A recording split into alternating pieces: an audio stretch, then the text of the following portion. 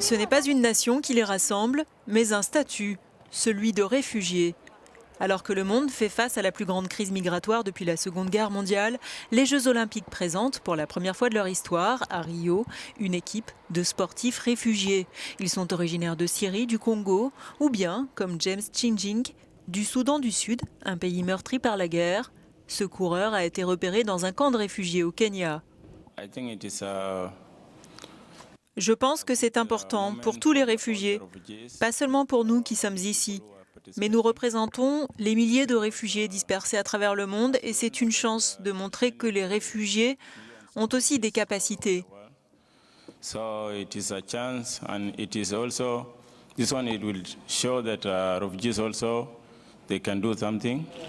Parmi ces réfugiés, au premier plan, Yousra Mardini, une Syrienne de 18 ans. Elle s'apprête à concourir le 100 mètres papillon et le 100 mètres nage libre. Il y a moins d'un an, elle nageait pour sauver une embarcation bondée de réfugiés entre la Turquie et la Grèce.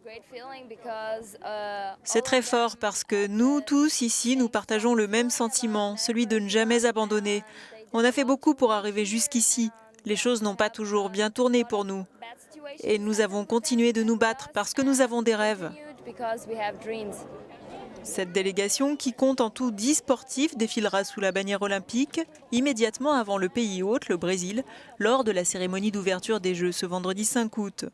Le fait de défiler sous le drapeau des 5 anneaux entremêlés a déjà été utilisé en 1992 aux Jeux d'été de Barcelone par des athlètes originaires d'ex-URSS, en 2000 à Sydney par 4 athlètes du Timor oriental et puis en 2012 à Londres par 3 athlètes venant des ex-Antilles néerlandaises et par un sportif du Soudan du Sud.